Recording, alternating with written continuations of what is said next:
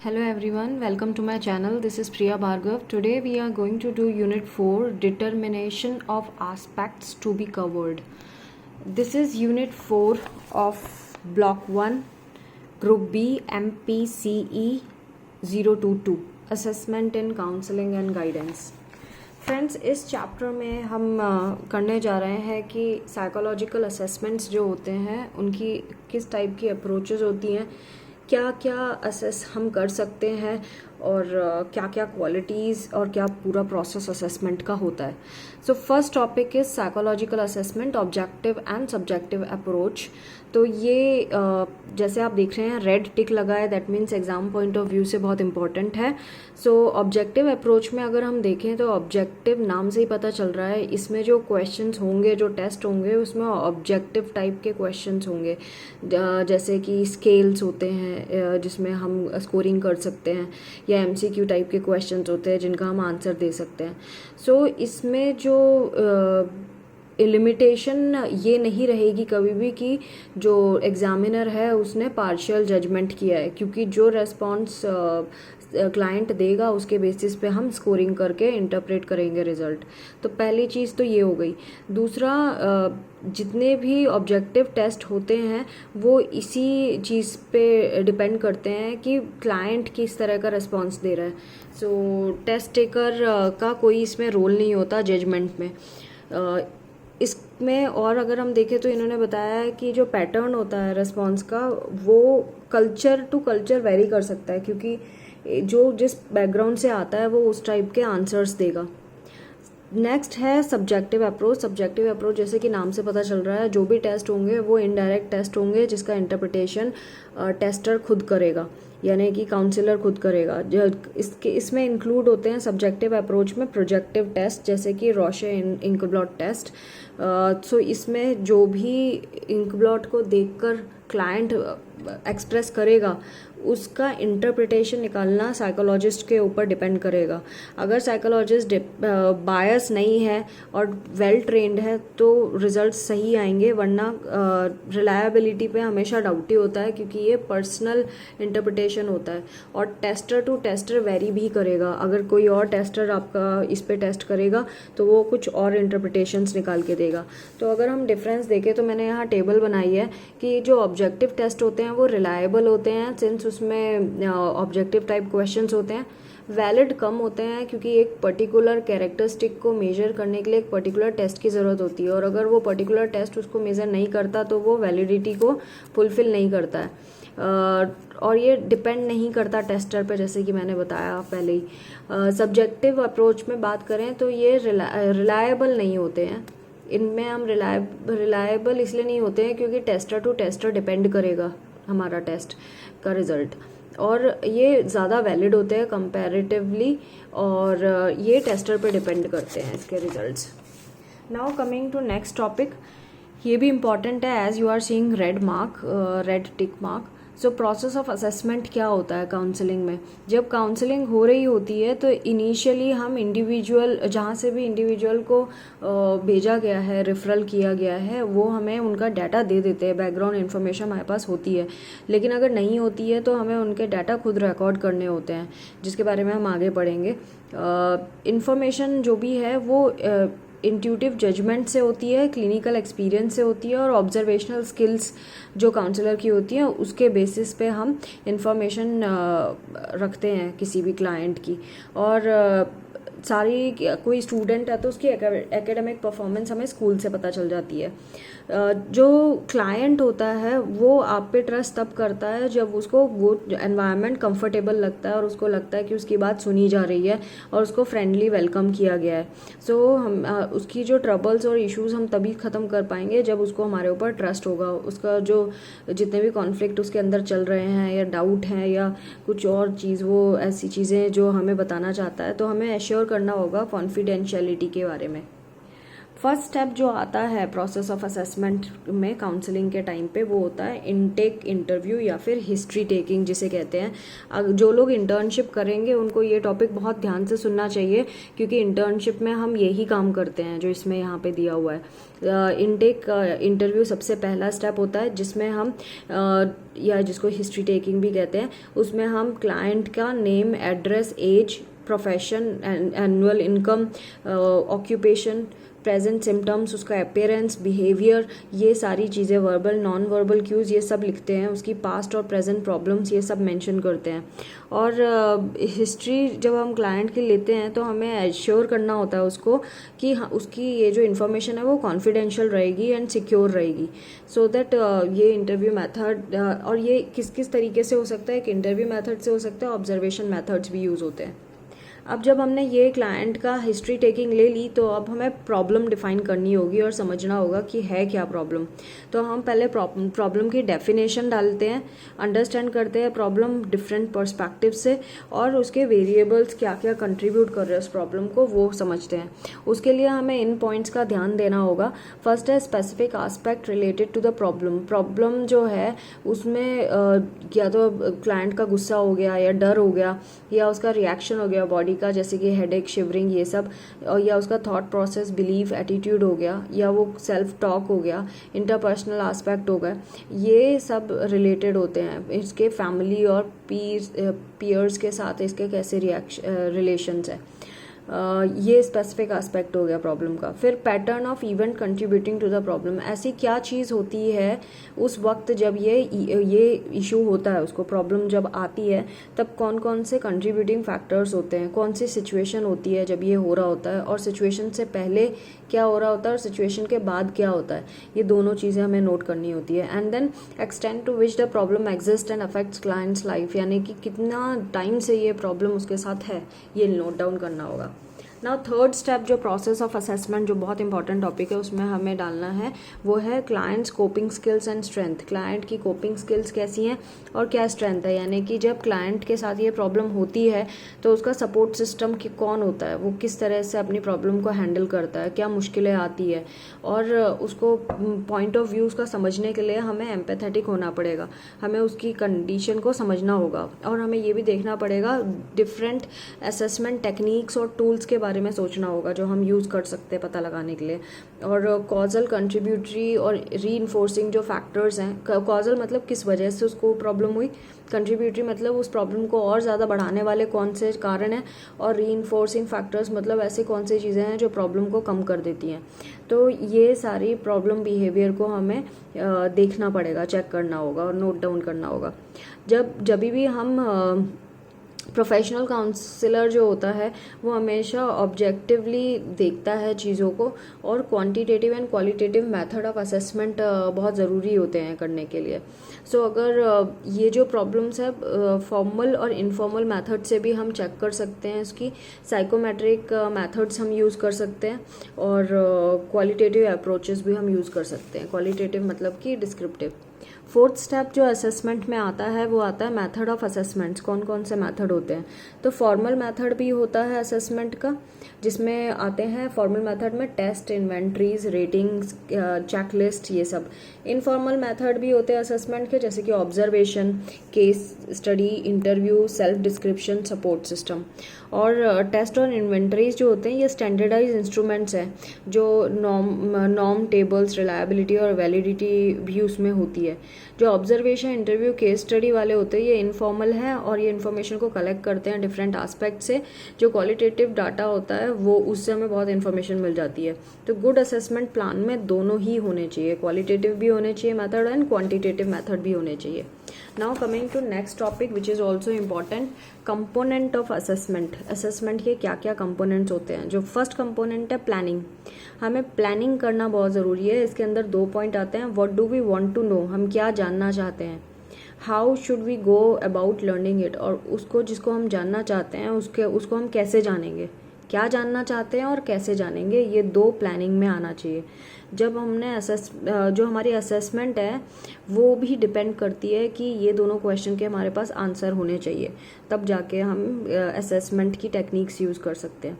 Second है data collection. जब हमें ये पता चल गया प्रॉब्लम क्या है और उसको कैसे सॉल्व करना है, कैसे हुई प्रॉब्लम, ये सब पता है, तो हम डाटा कलेक्ट करते हैं क्वालिटेटिव एंड क्वांटिटेटिव मेथड से, जैसे कि केस स्टडी, ऑब्जर्वेशन, जैसे मैंने पीछे बताया उस मेथड से। फिर हम डाटा को प्रोसेस करते हैं। प्रोसेस करने का मतलब होता है उसका एक मीनिंग निकालना कि हमें उस डाटा से क्या इन्फॉर्मेशन मिल रही है रॉ डाटा से, और एक साइकोलॉजिकल टर्म्स में उसका कंक्लूजन निकालना। एंड देन 4th स्टेप होता है कम्युनिकेशन ऑफ द रिजल्ट। जो भी रिजल्ट आता है हमारे असेसमेंट का, उसको हमें बहुत तमीज़ से, बहुत अच्छे से, प्रिसाइजली और क्लियरली कम्युनिकेट करना होगा जो अपने क्लाइंट को अच्छे से समझा के और एक्यूरेट मैनर में, और इस तरह से करना है कि उसका जो सेल्फ एस्टीम है वो डाउन ना हो, उसका कोई नेगेटिव कंसिक्वेंस ना हो क्लाइंट के ऊपर। इसका बहुत ध्यान रखना पड़ता है। तो जब हम उसको कम्युनिकेट करते हैं, उसके कुछ रिजल्ट्स जो स्पेशली नेगेटिव टर्म्स में होते हैं, तो हमें उसे भी पॉजिटिव वे में बताना पड़ता है क्लाइंट को। Now coming to next topic, skills of assessing. कौन कौन सी स्किल्स ज़रूरी है जो काउंसलर के अंदर होना चाहिए। फर्स्ट है स्किल्स ऑफ ऑब्जर्वेशन। काउंसलर बहुत स्किल्ड होना चाहिए देखने में, ऑब्जर्व करने में। उसको क्लाइंट की बॉडी लैंग्वेज और उसका फेशियल एक्सप्रेशन कैसा है, आई कांटेक्ट करता है कि नहीं करता है, ये सब देखना, नोटिस करना आना चाहिए। सेकंड है एम्पैथी। काउंसलर को हमेशा एम्पैथेटिक होना बहुत ज़रूरी है। क्लाइंट के शूज़ में घुस के खुद को देखना ज़रूरी है कि उसकी लाइफ में क्या बीत रही है, वो कैसा महसूस करता है।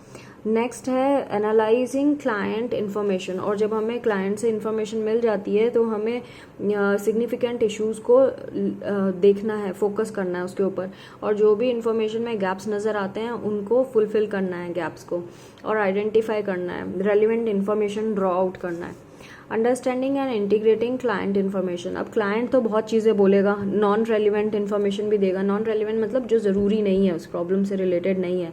तो हमें सुनना सब है, लेकिन हमें फ़िल्टर आउट करना है ऐसी प्रॉब्लम्स जो उसकी हैं और उसकी प्रॉब्लम से रिलेटेड जो भी बातें बताई जा रही हैं उन पे हमें ज़्यादा जोर देना है, और हम एक जजमेंट बना सकें उसके बेसिस पे, उसके इम्प्रेशंस को कैप्चर कर सकें, और असेसमेंट से हम उसकी प्रॉब्लम अगर हमें क्लियर पता होगी तो हम सोल्यूशन के नज़दीक पहुंच जाते हैं। इसलिए प्रॉब्लम को अच्छे से आइडेंटिफाई करना, समझना, और फिर अपने गोल्स बनाना ज़रूरी है। नेक्स्ट स्टेप है डेवलपिंग काउंसलिंग गोल्स। जब हमें प्रॉब्लम अच्छे से पता चल गई तो हम काउंसलिंग के गोल बनाएंगे कि हमें कैसे क्या अचीव करना है और क्या एक्शन लेना है। तो गोल सेटिंग बहुत ज़रूरी है। गोल सेटिंग के लिए हमें कुछ स्टेप्स फॉलो करने पड़ते हैं, जैसे कि गोल एक डिज़ायर्ड आउटकम को रिप्रेजेंट करेगा, मतलब जो हमें चाहिए है, हमें क्या चाहिए इस काउंसलिंग से, वो बताएगा हमारा गोल हमें डायरेक्शन भी बताएगा काउंसलिंग प्रोसेस का कि हमें किस तरह से उस तरफ जाना है जो हमें चाहिए है। और थर्ड, ये गोल्स डिटरमाइन करेगा कि क्या अचीव किया जा सकता है। हम ऐसी चीज़ जो अनअचीवेबल है वो हमें नहीं करना है, हमें वो करना है जो हम अचीव कर सकते हैं। तो ये पूरा प्रोसेस जो है असेसमेंट का वो इस तरह से कंटिन्यू होता रहता है, और कंसिडरेबल मॉडिफिकेशंस और रिफाइनमेंट बीच बीच में आते रहते हैं। ऐसा नहीं कि हमने शुरू में जो प्लान बनाया हम स्ट्रिक्टली उसको फॉलो करेंगे, हमें बार बार प्लान्स चेंज करने पड़ते हैं अकॉर्डिंग टू द नीड, कैसी हमारे गोल तक पहुँचने के लिए हमें किस चीज़ की रिक्वायरमेंट है उस तरीके से। तो it's a team work client and counsellor का, जहाँ दोनों मिलके ये चीज़ डिसाइड करते हैं। तो फ्रेंड्स, ये स्किल ऑफ असेसिंग का बता रही थी मैं कि स्किल क्या चाहिए। ऑब्जर्वेशन स्किल होनी चाहिए, एम्पैथी होनी चाहिए, एनालाइजिंग स्किल होना चाहिए, फिर कैसे अंडरस्टैंड करना है क्लाइंट के इन्फॉर्मेशन को इंटीग्रेट करना है वो होनी चाहिए उसके अंदर, और गोल क्या है वो भी पता होना चाहिए काउंसलर को। अगर क्लाइंट की प्रॉब्लम हमें करेक्टली समझ में आ जाती है तो हम असेसमेंट आराम से कर सकते हैं उसकी प्रॉब्लम का, और इजीली सॉल्यूशन भी निकाल सकते हैं। Now coming to next topic which is again an important one, area of assessment. कौन कौन से एरियाज़ हैं जहाँ पे हम असेसमेंट करते हैं? तो फर्स्ट है assessment of mental abilities. Abilities क्या होती है? एबिलिटीज़ होती हैं किसी पर्सन की कैपेबिलिटी कुछ करने की, उसको हम एबिलिटी कहते हैं। मेंटल एबिलिटी इंटेलिजेंस से रिलेटेड होता है। इंटेलिजेंस भी कई तरीके के टेस्ट होते हैं इंटेलिजेंस के, verbal, non verbal, group, individual, performance test. Group test जो होता है वो पूरे ग्रुप में एक साथ बिठा के किया जाता है। जो इंडिविजुअल टेस्ट होता है वो 1 to 1 होता है। वर्बल एंड नॉन वर्बल भी होते हैं, वर्बल जो बोल के किए जाते हैं, नॉन वर्बल जो बोल के नहीं किए जाते हैं। जो परफॉर्मेंस टेस्ट होता है वो इंडिविजुअली एडमिनिस्टर किया जाता है और हर एक चीज़ नोटिस की जाती है। जो इंटेलिजेंस टेस्ट कई तरीके के होते हैं और कई लोगों ने इंटेलिजेंस को डिफाइन किया है। इस पैराग्राफ में डेफिनेशन बताई है जो इंपॉर्टेंट नहीं है इस क्वेश्चन के हिसाब से। और जो टेस्ट होते हैं इंटेलिजेंस टेस्ट वो हम ज़रूर कर सकते हैं। जैसे कि इन्होंने 2 एस्पेक्ट इंटेलिजेंस के ये भी बताए हैं कि जो इंटेलिजेंस होती है इननेट पोटेंशियल होती है इंडिविजुअल की, और एक फंक्शनल एक्सप्रेशन होता है इंडिविजुअल बिहेवियर का। मतलब एक इननेट है जो बाय बर्थ आप लेके आए हैं, और जो फंक्शनल एक्सप्रेशन है मतलब जो अंदर की इंटेलिजेंस है उसको आपने कैसे यूज़ किया बाहर के एक्सपीरियंसेस, बाहर के काम को करने के लिए। इंटेलिजेंस का फॉर्मूला होता है IQ = MA/CA/100, यानी कि ये है MA मतलब मेंटल एज, CA मतलब क्रोनोलॉजिकल एज। मेंटल एज मतलब आपके दिमाग की उम्र कितनी है, और क्रोनोलॉजिकल एज मतलब आपकी एक्चुअल एज कितनी है, आपको कितने साल हो गए अर्थ में आए हुए, जन्म लिए हुए, वो होती है। और IQ मतलब इंटेलिजेंस क्वोशंट। इंटेलिजेंस क्वोशंट जो होता है उसका फॉर्मूला ये है। अच्छा, अभी ये क्रोनोलॉजिकल एज है, वहाँ पे हम 16 से ज़्यादा नंबर नीचे डिनोमिनेटर में नहीं लेते हैं। कुछ इंटेलिजेंस टेस्ट हैं, वो कौन कौन से हैं? जैसे कि Stanford Binet test of intelligence है, रेवन स्टैंडर्ड प्रोग्रेसिव मैट्रिसेस है, रेचलर एडल्ट इंटेलिजेंस स्केल है, Bhatia's battery of performance test of intelligence है, Cattell's culture fair intelligence test है। तो ये कुछ टेस्ट्स हैं जो इंटेलिजेंस पे बेस्ड है, जिससे हम इंटेलिजेंस किसी की पता कर सकते हैं। और कुछ टेस्ट होते हैं जो कल्चर फ्री टेस्ट भी होते हैं। कई लोगों का कल्चर इन्फ्लुएंस करता है किसी इंसान की परफॉर्मेंस, तो कल्चर फ्री टेस्ट भी होते हैं कई। इंटेलिजेंस टेस्ट जो है वो क्या मेजर करता है, इन्होंने बताया पर्सन की जो एबिलिटी होती है किस तरह से वो यूज़ करता है और अंडरस्टैंड करता है वर्ड्स को, क्वांटिटेटिव डाटा को कैसे हैंडल करता है, कैसे याद रखता है, किसी चीज़ को कैसे परसीव करता है, सिमिलैरिटीज़ और डिफरेंसेस, फिर कैसे लॉजिकली रीजन आउट करता है और कैसे एब्स्ट्रैक्ट सिंबल्स को हैंडल करता है। वो सारी चीज़ें इंटेलिजेंस के अंदर आती हैं। सो इसका यूज़फुलनेस कहाँ पे है इंटेलिजेंस टेस्ट का? इंटेलिजेंस टेस्ट यूज़ होता है हम स्कॉलिस्टिक एप्टीट्यूड पता करने के लिए, लर्नर्स को गाइडेंस देने के लिए, एजुकेशनल वोकेशनल काउंसलिंग में यूज़ होता है, स्टूडेंट्स को पुअर एकेडमिक अचीवमेंट जिनका होता है उनको गाइड करने में हेल्प करता है, और स्टूडेंट का मिसबिहेवियर जो है उसको भी समझने में हेल्प करता है, पर्सनैलिटी प्रॉब्लम्स के लिए भी हेल्प करता है। तो इसीलिए इंटेलिजेंस टेस्ट करना होता है। नेक्स्ट जो टेस्ट है असेसमेंट ऑफ पर्सनैलिटी जो है ब्रॉडली इंक्लूड करती है psychophysical disposition, behaviour, views, interest, attitudes, ये सारी चीज़ें इसके अंदर आती हैं। सो पर्सनैलिटी टेस्ट जो होता है वो एक तरह की चेकलिस्ट हो सकती है, फैक्टर टेस्ट होते हैं, ऑब्जर्वेशन टेक्निक्स होती हैं इसकी, रेटिंग स्केल भी होते हैं पर्सनैलिटी टेस्ट के, एंड पर्सनैलिटी इन्वेंट्रीज या मल्टी डायमेंशनल टेस्ट्स भी होते हैं। जो चेकलिस्ट होती है वो यूज़फुल होती है इनिशियल स्क्रीनिंग पर्पज़ के लिए। सो ये प्रोवाइड कराता है इनिशियल असेसमेंट। पर्सनैलिटी इन्वेंट्रीज जो होती है या फिर क्वेश्चनर्स होते हैं वो उनमें कुछ ड्रॉबैक भी हो सकता है, क्योंकि कई लोग क्या करते हैं अपने आप को अच्छा दिखाने के लिए वही ऑप्शंस को टिक लगाते हैं जो समाज के हिसाब से सही है, बट वो एक्चुअली वो इंसान चाहे वैसा ना हो। तो इसको बोलते हैं सोशल डिज़ायरेबिलिटी इफेक्ट। सोशल डिज़ायरेबिलिटी इफेक्ट की वजह से गलत आंसर्स देते हैं, इसीलिए उनकी पर्सनैलिटी असेसमेंट रॉन्ग होता है और फेक आंसर्स देते हैं वो। तो प्रोजेक्टिव टेस्ट इसके रेस्क्यू में आ जाता है। प्रोजेक्टिव टेस्ट ऐसे टेस्ट होते हैं जिसमें अगर आप मनगढ़ंत कुछ भी लिख के आएंगे तो आपकी पर्सनैलिटी गलत जज हो जाएगी। तो इसमें सब्जेक्ट को ये नहीं पता चलता कि क्या किस तरह का रिस्पॉन्स देने से क्या इफ़ेक्ट होगा। तो इसीलिए ये जेन्युइन रिजल्ट देने में कैपेबल होते हैं प्रोजेक्टिव टेक्निक्स, जो अटेम्प्ट करता है व्यूज़ और अंडरस्टैंड करने में किसी की पर्सनैलिटी को। कुछ लिमिटेशंस भी होती है, जैसे कि प्रोजेक्टिव टेक्निक्स जो होती हैं उनमें ऑब्जेक्टिव अप्रोच होती है, यानी कि ऑब्जेक्टिव अप्रोच नहीं सब्जेक्टिव अप्रोच होती है इसमें।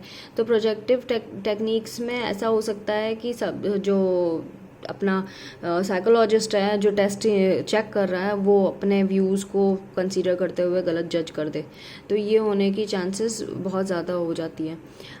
नाउ एक और टेस्ट है टैट टेस्ट, जिसे थीमेटिक एप्रिसिएशन टेस्ट बोलते हैं, Rorschach ink blot test, sentence completion test and word association test. ये सारे प्रोजेक्टिव टेस्ट के एग्जाम्पल हैं जो हम यूज़ कर सकते हैं।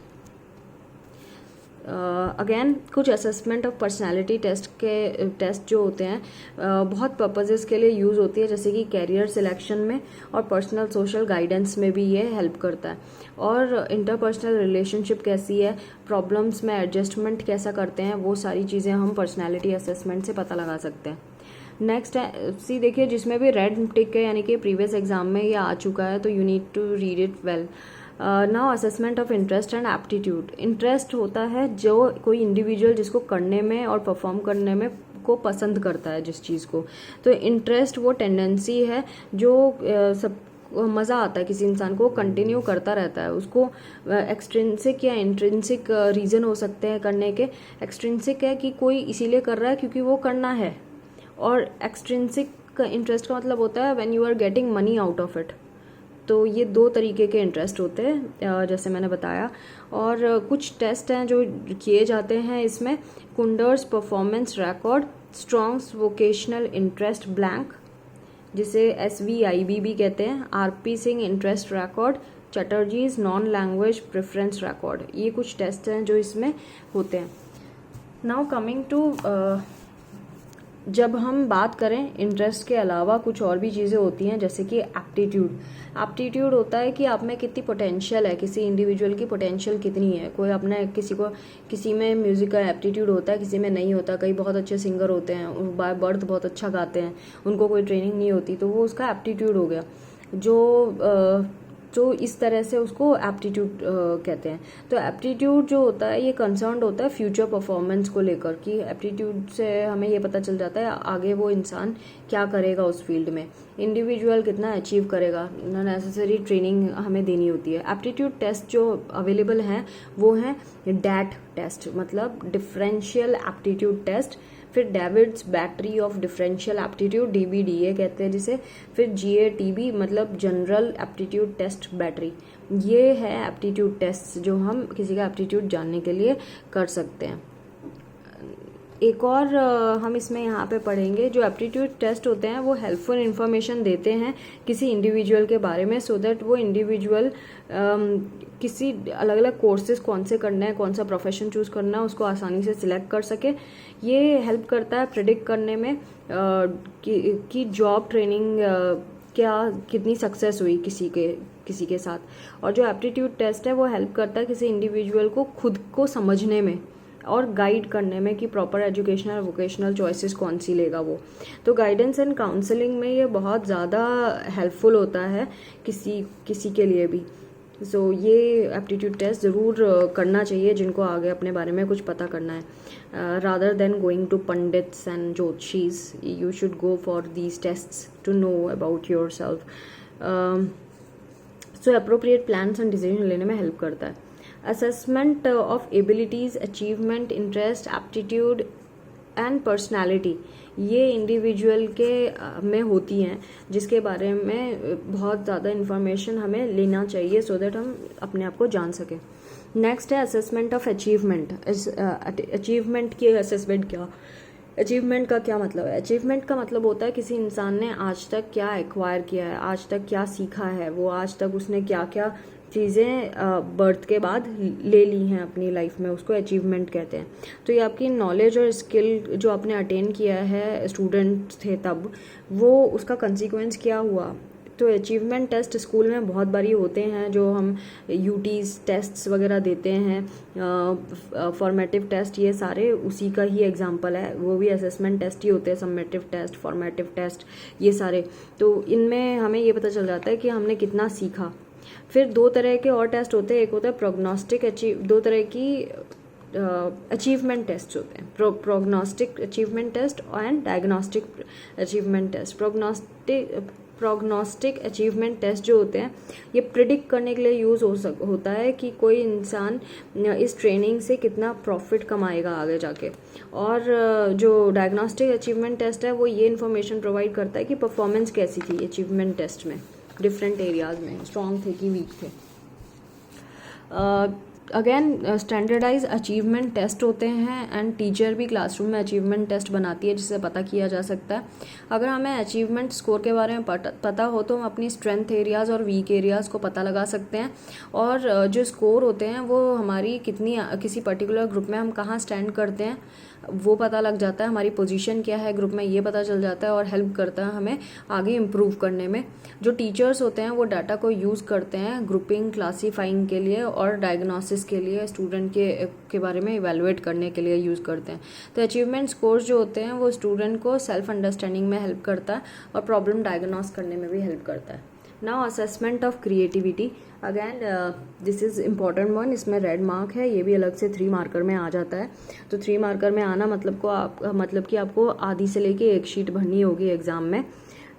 सो असेसमेंट ऑफ क्रिएटिविटी की बात करें तो क्रिएटिविटी होता क्या है? क्रिएटिविटी एक तरह का टैलेंट है जो हमेशा इनकरेज करना चाहिए स्टूडेंट्स में। ये मल्टी फेसेटेड होती है, इसमें बहुत सारी चीज़ें आती हैं जैसे नंबर ऑफ एबिलिटीज़, क्वालिटीज़ और स्किल्स इंक्लूड होता है क्रिएटिविटी में। तो क्रिएटिविटी अगर हम देखें तो ये 4 क्राइटेरिया को मेज़र करती है। फ्लुएंसी मतलब आप कितनी फास्ट हैं, कितने स्मूथ हैं। फ्लैक्सिबिलिटी, आप कितना ज़्यादा फ्लैक्सिबिलिटी शो कर सकते हैं अपनी क्रिएटिविटी में।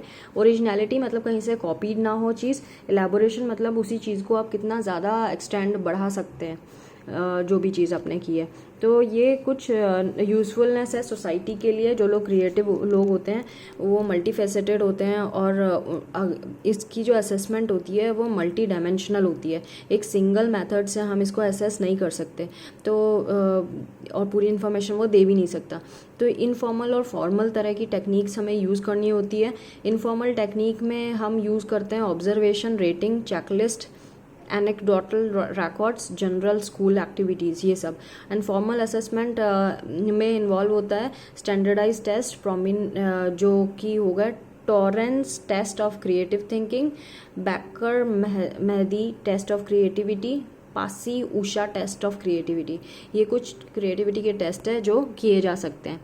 और मेन फीचर जो क्रिएटिविटी टेस्ट का होता है वो ये होता है, ये ओपन एंडेड होता है, मतलब कि डिस्क्रिप्टिव टाइप क्वेश्चंस होते हैं। ये अलाउ करता है कि आप तरह तरह के तरीके से आंसर दे सकते हैं।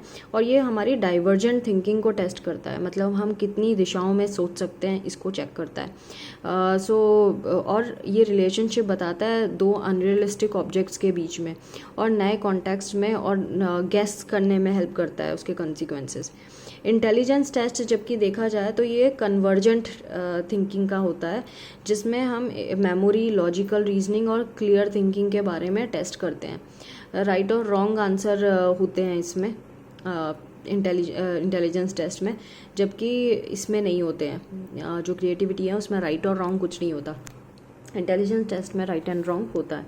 तो ये आ सकता है डिफरेंस कि आप क्या समझते हैं divergent thinking and convergent thinking, या फिर ऐसा भी आ सकता है कि आप क्रिएटिविटी और इंटेलिजेंस टेस्ट में क्या डिफरेंस पाते हैं। तो ये इसके लिए ये वाला पैराग्राफ है, अगर आप देखें तो ये है थर्ड पैराग्राफ में इसके बारे में दिया हुआ है। सो कंडक्टिव एनवायरनमेंट कंड्यूसिव एनवायरनमेंट बहुत ज़रूरी है किसी की भी क्रिएटिविटी को चेक करने के लिए, असेस करने के लिए और एक्सप्रेशन को चेक करने के लिए। तो क्रिएटिविटी जो है वो हमें अनेबल करती है काउंसलर को ये एक स्टूडेंट को सही दिशा में पहुंचाने में। जो असेसमेंट डाटा होता है वो हेल्प करता है टीचर को प्लान करने के लिए अपना लेसन। अब कोई बच्चा ऑलरेडी जब जानता है तो हम उसके लिए वो चीज़ क्यों प्लान करेंगे जो उसको पता है।